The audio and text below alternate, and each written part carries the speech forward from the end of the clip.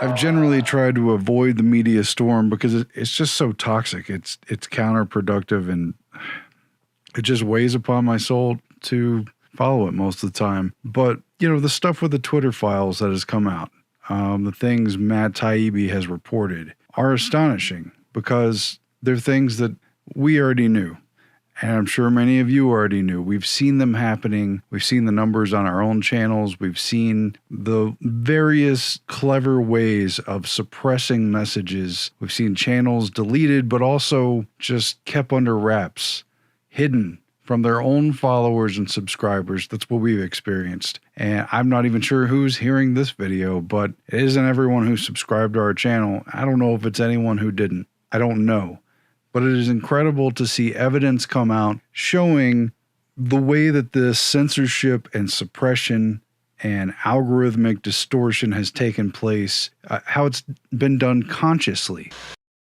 The original promise of the internet was that it might democratize the exchange of information globally.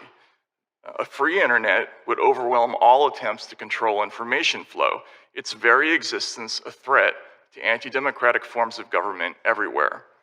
What we found in the files was a sweeping effort to reverse that promise and use machine learning and other tools to turn the internet into an instrument of censorship and social control. Unfortunately, our own government appears to be playing a lead role. You know, under the pretext that the narrative surrounding the big crisis that happened is more important than the facts, that the crisis that happened in the last couple of years and the narrative surrounding it is more important than the actual truth, and anything that falls by the wayside is just collateral damage and not important somehow. This is a false narrative. We're engaging in false narratives here. I mean, I guess there's just people who probably already understand this, and other people that I've talked to here and there and come across who wouldn't recognize the truth if it smacked them in the face because they've been so taken in by this narrative in particular and various narratives in general. I don't think I need to specify what narrative I'm talking about. But it's just, when I did first see this a few days ago and reacted to it, it just floored me that this could come out the way it does and that there aren't greater repercussions. You've got private organizations centered around major universities, major media outlets, working deliberately to prop up a narrative at the expense of the facts and the truth. There's just no other way to put it. Collaborating with government agencies in what would surely be interpreted as a very clear violation of the First Amendment. We learned Twitter, Facebook, Google, and other companies developed a formal system for taking in moderation requests from every corner of government, from the FBI, the DHS, the HHS, DOD, the Global Engagement Center at State, even the CIA. For every government agency scanning Twitter, there were perhaps 20 quasi-private entities doing the same thing, including Stanford's Election Integrity Partnership, NewsGuard, the Global Disinformation Index, and many others, many taxpayer-funded.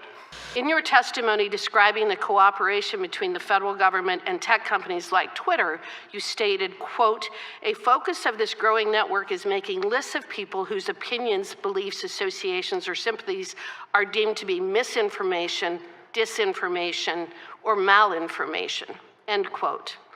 What's interesting to me is that what is missing from that list is the word unlawful. That's true, yes.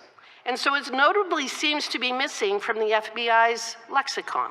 It is bad enough. I think it's already been a First Amendment violation for private companies to create a public forum, you know, a quasi-public platform, albeit privately owned, for people to have their own channels to express themselves and then have those be censored and suppressed and crimped in. You know, I think that is a violation, and the understanding of those platforms as public commons probably needs to be addressed directly. But when you get to the point where government agencies, whether on behalf of this agency or that agency, whether the White House or an intelligence agency or some claim of national security or some claim of public health, when a government agency goes to a private platform and directly has someone's post be removed, censored, algorithmically suppressed, counterbalanced with another narrative, or any of these other things that have been going on, that is a direct violation of the First Amendment.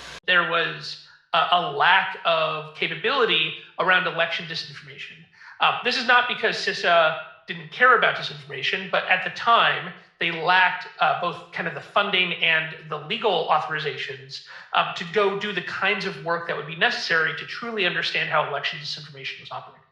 So because of the feedback and the ideas from this group, we were able to pull together pretty quickly a project between these 4 different institutions to try to fill the gap of the things that the government could not do themselves. A project between these 4 different institutions to try to fill the gap of the things that the government could not do themselves. It raises serious First Amendment questions. It is axiomatic that the government cannot do indirectly what it is prohibited from doing directly. For a government agency to go censor speech anywhere through a private platform, to have any kind of direct outlet for that, is clearly a violation of free speech. Of course, it's not a direct mandate from the executive branch or a law created in Congress saying you will no longer be able to speak. It sounds like the objective of the board is to prevent disinformation and misinformation from traveling around the country in a range of communities. I'm not sure who opposes that effort. Nina Jankowicz, the head of the Disinformation Governance Board at the Department of Homeland Security, has resigned. This comes after Homeland Security Secretary Alejandro Mayorkas paused the program just 3 weeks after it was announced, amid criticism from Republicans. But it is using the tools to take down speech through a government agency. That's a violation of the First Amendment, and it's very clear it would be interpreted that way if it went to the highest courts, and at some point, I'm sure it needs to. Meanwhile, there's been a bunch of denial and spin around the little bit that has come out and been processed and presented publicly through the Twitter files, and in this case, particularly with the reporting of Matt Taibbi. Would you care to respond to the attack on your ethics? You weren't given really an opportunity to answer. This is a grave threat to people of all political persuasions. The First Amendment and an American population accustomed to the right to speak is the best defense left against the censorship industrial complex. Ordinary Americans are not just being reported to Twitter for de-amplification or deplatforming, but to firms like PayPal, digital advertisers like Xandr, and crowdfunding sites like GoFundMe. As someone who grew up a traditional ACLU liberal, this mechanism for punishment and deprivation without due process is horrifying. It's really shouldn't have anything to do with his personality or his political stance or what he's trying to accomplish. The truth should be the truth, and it should speak for itself, and everything else should yield to the fact that the truth is the truth. This idea of bending the spoon around the idea of the thing that you want to project, that you want the public to perceive, it's just a really disturbing precedent. This fight isn't over. It's going to be on many fronts, but the people are losing badly. You know, we had videos taken down here in the last couple of years. We had a lot of videos taken down just without question. And anytime we tried to challenge them and say, this isn't breaking the policies of this platform, why is this video being removed? They've just basically ignored it and upheld the takedown. We had a lot of videos taken down, especially if they had anything to do with one particular emergency narrative. And at least one of those videos was just simply a mainstream media report and our short reaction to it. Thus, for 3 years, American troops were injected with a cold-preventing vaccine. No, no, no! You can't do that! You look like you could be a threat. If you know what's good for you, you'll run for your lives now. And that was taken down, not for violating copyright or any kind of crap like that, but because it was an inconvenient truth. The government wasn't doing a good enough job of informing the public about ineffective No, don't be so stupid. It is true that that report occurred, and it gave cause for alarm, for pause. It gave reason to consider aspects other than the narrative they wanted to promote, and yet it was decades old. It's just not possible to instantly arrive at truth. It is, however, possible, becoming technologically possible to instantly define and enforce a political consensus online, which I believe is what we're looking at. Effectively, news media became an arm of a state-sponsored thought policing system. But, that's what you find with this post, that if something could fuel hesitancy, even if it was true, it was going to be censored, banned, hidden from people. But instead of investigating these groups, journalists partnered with them. If Twitter declined to remove an account right away, government agencies and NGOs would call reporters for the New York Times, Washington Post, and other outlets, who in turn would call Twitter demanding to know why action had not yet been taken. Effectively, news media became an arm of a state-sponsored thought policing system. I don't know any reason why someone would want a population that just believed what they were told. That is to say, I don't know any good reason that someone would want the population to just believe what they're told. Why would you not want thinking people in this society? But they've given every indication that they don't want that. There have been headlines recently, several of them, that in effect say, don't do your research. Don't go down the rabbit hole. Don't try to think for yourself. You might get yourself confused. And it's just adding to the problem for people to try to do their own research because they're not qualified. Just remember, trust the experts, nothing to see here, even when people's lives are at stake, even when what you put in your body should be your own informed choice, certainly ideally, I can't believe the stuff that's been going on. Matt Taibbi, in some of his recent testimony in front of Congress, that he got a lot of flack for and a lot of partisan bickering. I don't see how this is a partisan issue, frankly. You're asking a journalist to reveal a source. So then you consider Mr. Musk to be the direct source of all this? No, now you're trying to get me to say that he is the source. I just can't answer your question. Well, he isn't. If you're telling me you can't answer because it's your source, well, then the only logical conclusion is that he is, in fact, your source. Well, you're free to conclude that. Well, sir, I just don't understand. You can't have it both ways, but let's move on because no, he can. He's a journalist. No, he can't because either Musk is the source and he can't talk about it, or Musk is not the source. And if Musk is not the source, then he can discuss No one his has yielded. The gentlelady's out of order. You don't get to speak. She's out of The order gentlelady because is not he's recognized. The interrupted. gentlelady is not Mr. Chairman, recognized. You're not recognized. He has not said that. What he has said is he's not going to reveal his source. And the fact that Democrats are pressuring him to do so is such a violation. We're asking him about his conversations with Musk. The gentlelady has not yielded. But the truth is we want to focus on protecting the First Amendment. Mr. Schellenberger, are you a Republican? No, I'm not. You got any pro-Trump bumper stickers on your car? I voted for Biden. Voted for Biden. You know how many MAGA hats laying around your house, right? I do not. Yeah, but you said earlier, both you and Mr. Taibbi said this is the most chilling thing you have ever seen as journalists. Mr. Taibbi, the same thing. You're not a Republican either, right? No, I'm not. In your background, you're both good liberals, and you come in and the Democrats' hostility to what you've undertaken is astonishing to behold, but it's part of the picture we're seeing. In some ways, what you just said undermines the premise of this select committee, which is that the federal government has been organized to weaponize against conservative voices. And of course, what you've just indicated in your testimony is, well, actually, that's not the evidence you found. No, I think this committee, my understanding is that they're concerned about the weaponization of the government against free speech, which is certainly what we're finding. I thank you. My time has expired, but I appreciate your understanding of our committee. I have a different understanding. I yield back. Well, you got the wrong understanding. Matt Taibbi talked explicitly about censoring stories of true vaccine side effects and other stories they felt encouraged so-called hesitancy. And he talked about these posts he examined, the documents that came out, that they used the word true or truth multiple times. And yet they were explicitly targeting this content for censorship. A focus of this fast-growing network, as Mike noted, is making lists of people whose opinions, beliefs, associations, or sympathies are deemed misinformation, disinformation, or malinformation. That last term is just a euphemism for true but inconvenient. Undeniably, the making of such lists is a form of digital McCarthyism. And as Matt Taibbi commented, there are people who believe ordinary people can't handle difficult truths. The complexity, the nuance, they're just not able to, and so they just shouldn't, and so they can't, and so everyone can't.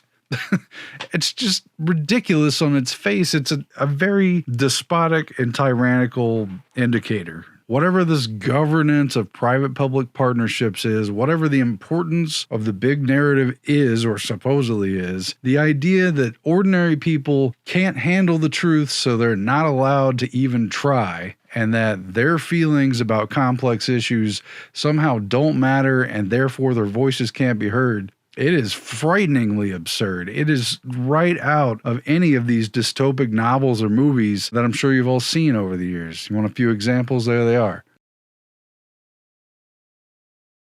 What's been going on, it's very similar to the card stacking fallacy, where you just present the information that supports your case, the cherry picking, except that it doubles down by encompassing the power to shut out all contrary information. Whether it's true or false or in between, they're not even going to have the debate. They're not going to encounter any resistance to their narrative. They're just only going to present the things that support their narrative and promote what they want to promote, and everything else can and will be removed. Removed from view, removed from platforms, censored, penalized, monetary penalties, any and all of it. It's crazy that this has been going on. Outside of the official policies of social media platforms, outside of the legal protections for free speech in this country, as so much, nearly all really, of free speech has moved online. You know, those who have the power to determine what you see online, all of you, have a great deal of power, quite obviously.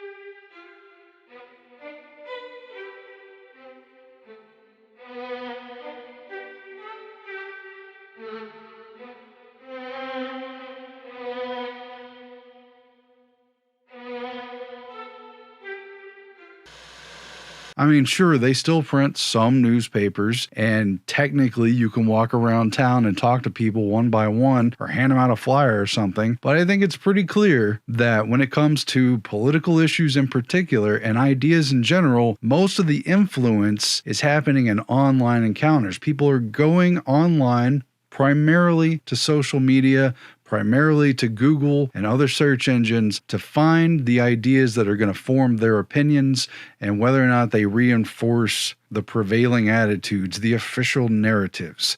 So if you hide everything that's contrary to that, that is pretty demoralizing. That it's just really sets up for the worst conditions. It's about as Orwellian of a thing that I have ever seen. And there's been quite a bit of Orwellian material to work through. I just almost don't have words for it.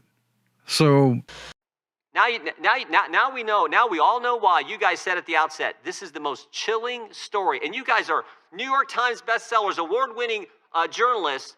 But in all your time in the journalism field, this issue, most important. And how this, I think, what'd you call it, Mr. Schellenberg, this complex, what'd you call it? The censorship industrial complex. Totally, this web of censorship, big government, big tech, NGOs, all this web of censorship that Mr. Bishop was getting into in his line of questioning.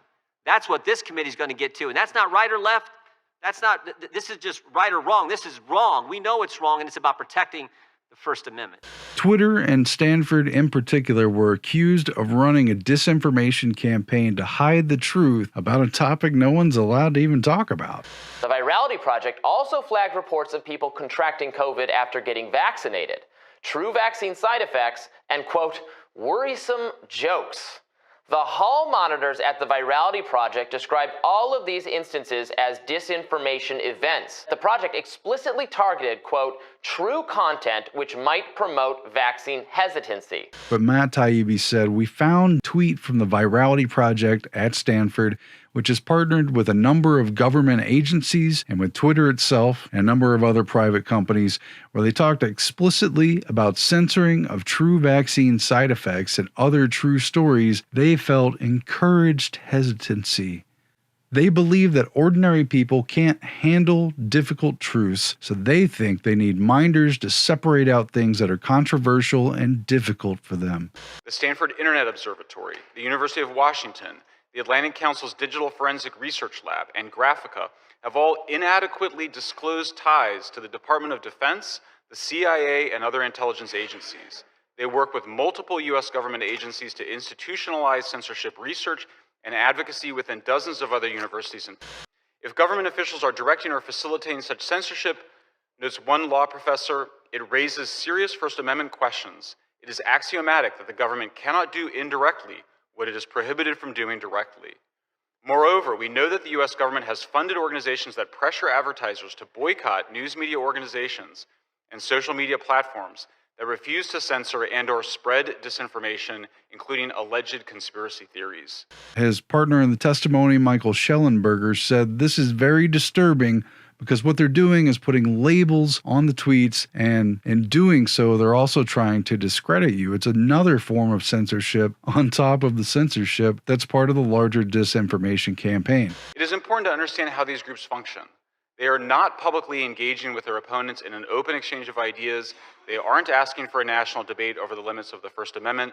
Rather, they are creating blacklists of disfavored people and then pressuring, cajoling, and demanding that social media platforms censor, de-amplify, and even ban the people on those lists. They've been building out basically mechanisms to proliferate a censorship industrial complex around the country to censor on a whole range of issues. And so you've seen this censorship industry go from, well, we're just fighting ISIS, to, well, we're just fighting Russian disinformation bots, to, well, now we need to fight domestic misinformation, which is just saying we need to fight against people who are saying things we disagree with online. That's all that means. And I mean, it's not a slippery slope. It's an immediate leap into a terrifying mechanism that we only see in totalitarian societies of attempting to gain control over what the social media platforms are allowing. And again, I don't really care what you think of Matt Taibbi's reporting, support, don't support, somewhere in the middle. The point is, how can any organization wield this kind of influence and do what they're doing and not be stopped and claim it's for the greater good? Just because there was an emergency and a special narrative behind that emergency did not mean that we lost our rights. We didn't lose our right to speak. We didn't lose the right to choose what is right for our own individual person. We didn't lose the right to organize. We didn't lose the right to have religious and conscientious objection. And yet, it sure seemed that's how everybody was behaving. Man, will society ever recover from this? And really, more importantly, what was that period being used for? What are they going to do next with it? 3 years ago, if you thought it came from a lab, if you raised that, you were called a nut job, you got censored on Twitter, you were blacklisted on Twitter, and Dr. Fauci had to prove, no, he can't have that news getting out. Dr. Fauci and his cohorts seemingly were running their own misinformation and ultimately censorship campaign. To, in quotes from Dr. Collins to Dr. Fauci, put down this very destructive conspiracy about the lab leak theory, even though privately they told each other that COVID-19 looked engineered, and discussed the reason to stop the theory, that it would do great potential harm to science and international harmony, and do unnecessary harm to science in general. But here's the question I keep coming up with. If it may have been a lab, may have been nature, we're supposed to look forward, then why did Dr. Fauci work so hard for just one of those theories? What was Dr. Fauci doing? He was trying to cover his backside, and everybody knows, getting all kinds of money to tell us things that were not accurate, because we now know of any evidence that they had found within 3 days from February 1st to February 4th to be able to confirm that it was not created in a lab? As I mentioned earlier, unfortunately, I was excluded from those conversations. And then to be excluded, I found unusual. I do think it illustrates one point that's worth really focusing on. When you have a group of people that decide there can only be one point of view, that's problematic. And I'll keep going saying it's antithetical to science. And unfortunately, that's what they did. But here was this Stanford virality project worried about a very public hesitation. And, among other things they wrote that are on their website about this, they said, nowadays, the process of coming to an understanding happens in full view of the public. The back and forth and developmental nature of building this consensus can erode the public's confidence in scientific authority. We have scientists talking out in the open about their reasons for and against. It's confusing for people, and they're not going to do what we say. Since the beginning of the pandemic, medical researchers tried to understand COVID-19, even as a global public was anxiously demanding definitive answers on the best protection, treatments, and the possibility of vaccines. I seem to remember it a little bit more like a top-down, shove-down, but again, I guess I don't have a right to see it the way I see it. Scientific consensus has shifted on the origin of the virus, the mechanism of transmission, and the efficacy of cures. Yet, when consensus is overturned, as new facts come to light that invalidate prior convictions, the tacit bond of trust between the scientific community and the public is challenged. These companies can and do refuse service to law-abiding people and businesses whose only crime is falling afoul of a distant, faceless, unaccountable, algorithmic judge. The limit of free speech historically has been incitement to violence or anarchy, the actual overthrow of a government. Anything other than that is historically covered by the First Amendment. Yes, we're describing people having political arguments online. That Twitter faced tremendous pressure to censor speech relating to elections, Hunter Biden, COVID, other topics. And this overwhelming pressure was coming from the federal government itself, from the FBI, from the Department of Homeland Security, from the State Department, from the CDC, and from the White House itself. It's suffice to say that every bit of the speech, or virtually every bit of the speech, whether foreign or domestic online, fell within the normal protections of the First Amendment, and the very act of federal dollars being used to stifle that speech is, in fact, historically what we would consider an indictment against the First Amendment protections. Correct. The pressure was also coming from an entire industry of think tanks, NGOs, fact-checking organizations, and academics whose work was, in many cases, supported by the federal government.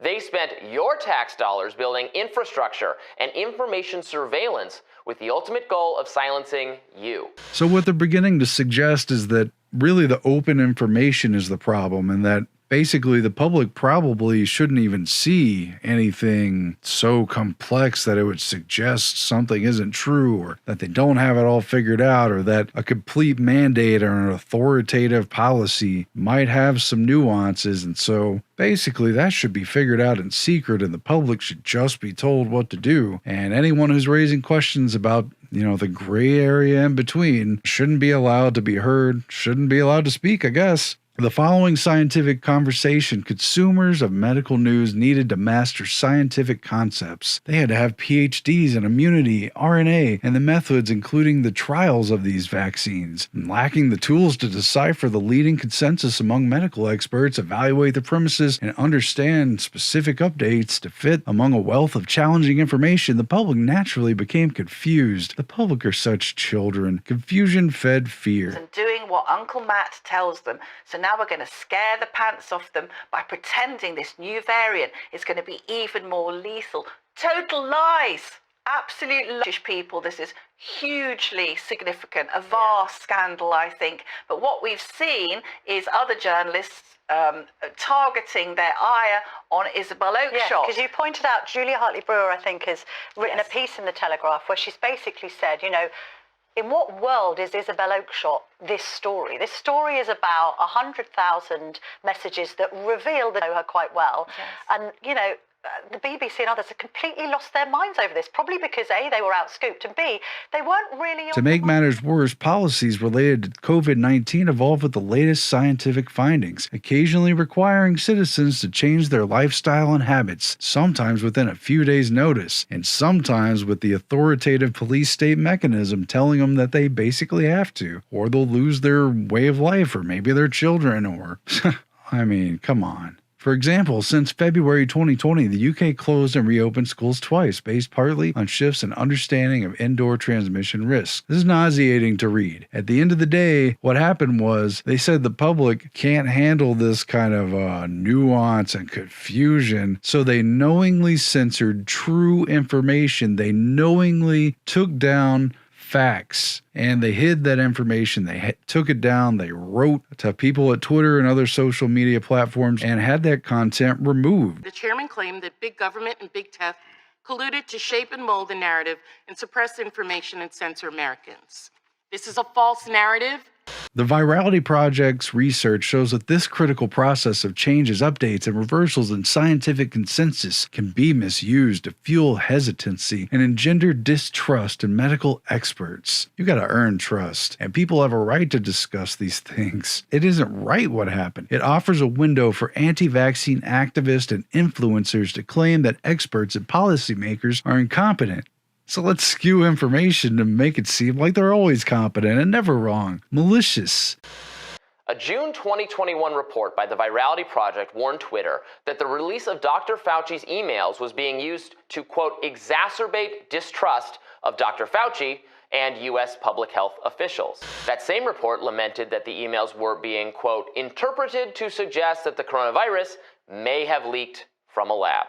They did conspire. Conspire just means work together. Technically, it means breathing together. There was a clear collaboration. There were orders sent. There were requests made to take down specific content and content generally that had certain keywords or certain elements to it. This happened. But they're saying they don't want to allow anyone to have that impression even as they're doing it. For example, Facebook announced it will no longer remove posts claiming that COVID-19 is man-made or manufactured.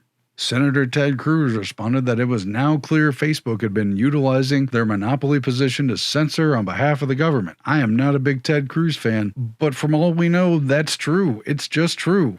I don't see how it's a partisan issue, but Debbie Wasserman Schultz sure seemed to think that it was a partisan issue. I didn't see it that way, but man.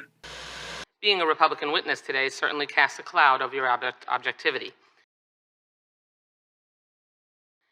Now, you crossed that line with the Twitter files. No. Elon Musk, it's my time. Please do not interrupt me. Elon Musk spoon-fed you his cherry-picked information, which you must have suspected promotes a slanted viewpoint, or at the very least generates another right-wing conspiracy theory.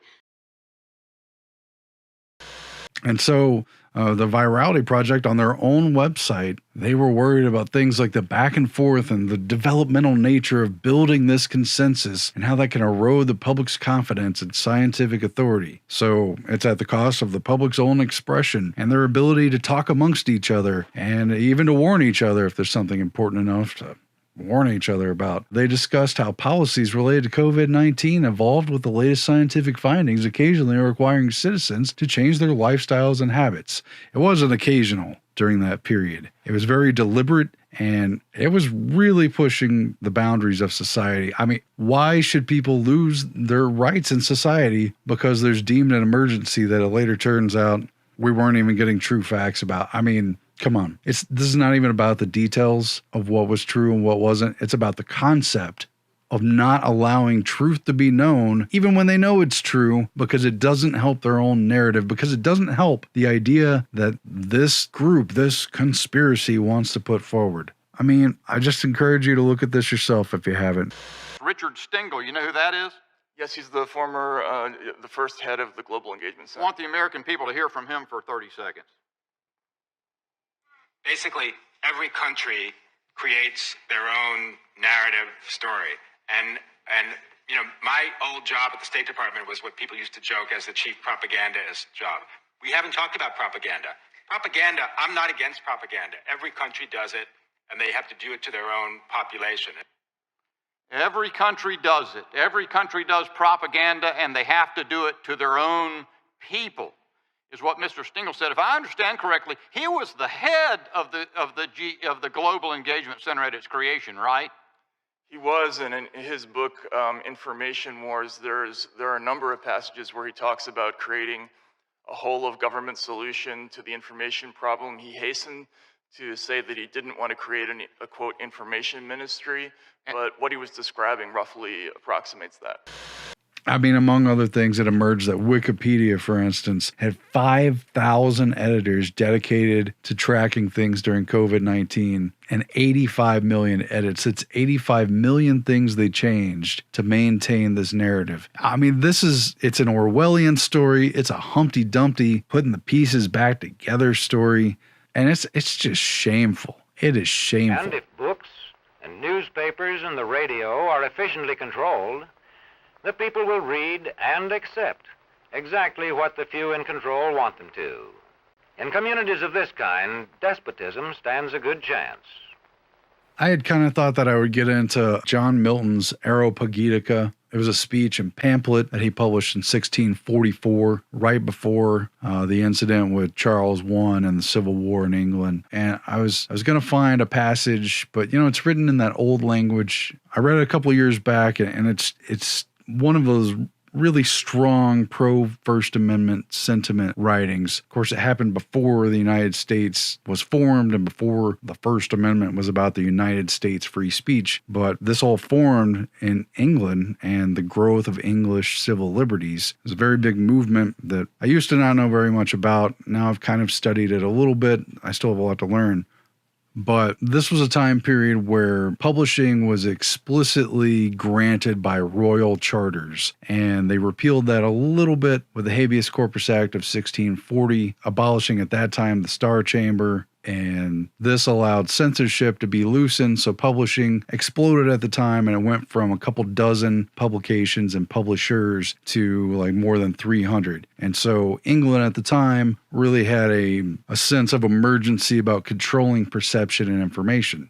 Sound familiar? And so the response was a 1643 licensing order that basically reinstituted pre-publication censorship. It was going to be basically things had to be reviewed and then approved to be published. Things had to be reviewed and approved to be said, to be printed, to reach people's ears. And clearly, by United States free speech standards, this was very wrong. If anything, it benefited the established powers and the status quo under the monarchy, which, by the way, historically was not lasting very much longer at this period. Very key period in English history. But the point is, John Milton testified before Parliament, much the way Matt Taibbi did, and he circulated his pamphlet Areopagitica, and though it's written in an old-timey language and therefore is a little bit more difficult to read, it has a very passionate plea based around the idea that restricting information itself is wrong and insulting to the intelligence of a person, and that if people are meant to have discernment and meant to be morally good and upright, that they should be educated. They should know what they're talking about. And therefore, you have to know about things that are not squeaky clean under a moral or religious view. You have to know about all things, or at least have the ability to encounter all types of literature. And if you, as an individual, encounter literature that is offensive or shameful or heretical, that you, as an individual, by growing stronger in your own faith and your own system of morals, would have the ability to see it for what it is and reject it. People need to be and should be, and frankly are, strong enough to encounter information for themselves and have discernment about it and reject or accept those ideas of their own volition. And if they're not, we're just all children. And if that information is so licentious, if that information is so offensive and heretical that ordinary people can't see it, how are the censors, how are they good enough to see that information? I mean, if you open a book and it's like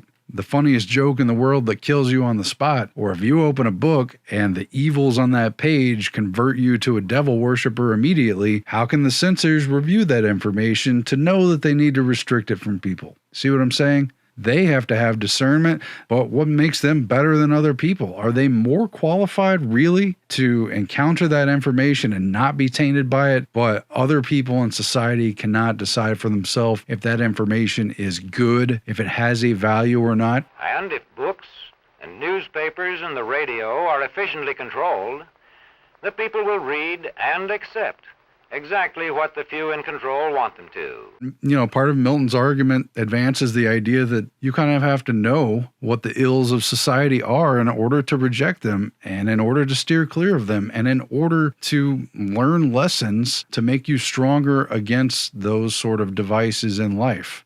Okay? If you didn't know the devil existed and if you knew nothing of the devil's traps and tricks, how could you avoid them? Right? You have to be warned about them at some level.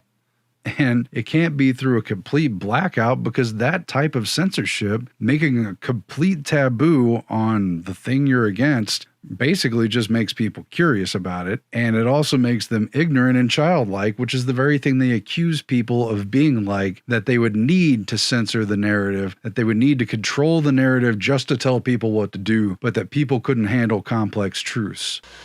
The Twitter files, state attorneys general lawsuits, and investigative reporters have revealed a large and growing network of government agencies, academic institutions, and non-governmental organizations that are actively censoring American citizens, often without their knowledge, on a range of issues. Government-funded censors frequently invoke the prevention of real-world harm to justify their demands for censorship, but the censors define harm far more expansively than the Supreme Court does. Increasingly, the censors say their goal is to restrict information that delegitimizes governmental, industrial, and news media organizations. That mandate is so sweeping. And Milton makes a really good point right here, one that you might not have considered, that orders to suppress materials that are scandalous, seditious, and libelous basically don't work because that very type of material is intended to be suppressed. It's literally people trolling you. It's an agitation. They don't get their feelings hurt when it gets suppressed and shut down. It's kind of what they were going for. No? You think about the parallels to today's narrative. What is true misinformation? It's some BS that's being posted just to clog up the pipeline. It's not true information. No one's holding on to that or fastidiously trying to make sure that the world knows it. It's false. It's just junk. To create a scandal, what you really want is the reaction. When they banned the book a few weeks later, that's kind of what one would want. What is actually happening by the suppressing of supposedly that material is that you're actually discouraging learning, you're stopping the truth, you're really just suppressing people's ability to learn the difference and go through the training of recognizing true information, better information, more valuable things to discuss, right? Scandalous, seditious, libelous, disinformation, that's the kind of stuff that is meant to cause reactions. It's meant to push people's buttons. It's meant to burn out fast, in other words. As for everything else, I guess it just goes by the wayside. In China, censors have reportedly been ordered to flood social media with harmless posts about Xinjiang, which is under lockdown for more than a month. This is done to control mounting complaints of food and medical shortages. It's some BS that's being posted just to clog up the pipeline. It's not true information. Censors were told to open a campaign of comment flooding to drown them out. According to the report, content may include domestic life, daily parenting, cooking, or personal moves. Do you see how history is repeating itself here?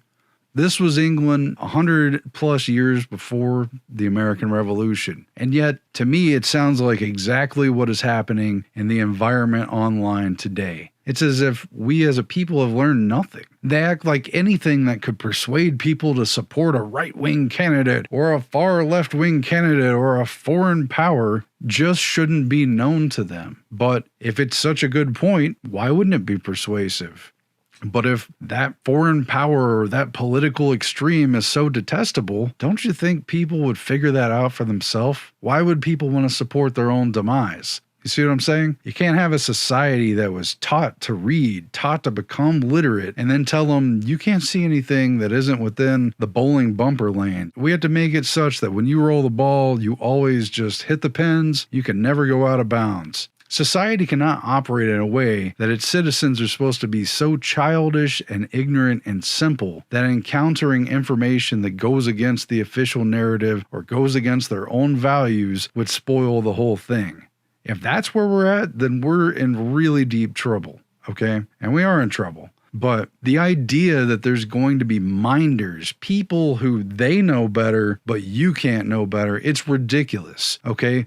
We're not the people who are operating this mechanism. They're not specialized in understanding what's right here. They're just working on behalf of a partisan issue. They're working on behalf of an agenda. People don't like when you say, oh, there's an agenda. This is people working to uphold the narrative of an agenda. These aren't people who are enlightened because they've studied for so many years and understood the ins and outs of complex logical arguments and have this wisdom. Okay, there have been societies based around the wisdom of the elders, and they had their good and bad points too. That's not what this is, though. This isn't based on an authority derived from a meritocracy. It's not an authority derived from wisdom. This is just minders telling you that you're not allowed to say certain things because you're not supposed to know certain things because those things would be inconvenient. And it's just wrong. It's just wrong. Read it for yourself. It's not particularly long. It's just old-timey language. But Milton scores some pretty good points there, and I think they're points that are still valid today. You know, it doesn't stand on solid ground, this whole idea of censorship. Even the worst things should be allowed to be said and printed, because good people are never going to fall for those things. Good people are going to know better, and they should be strong enough in their own knowledge and wisdom and personal growth to reject the bad things, whatever those might be.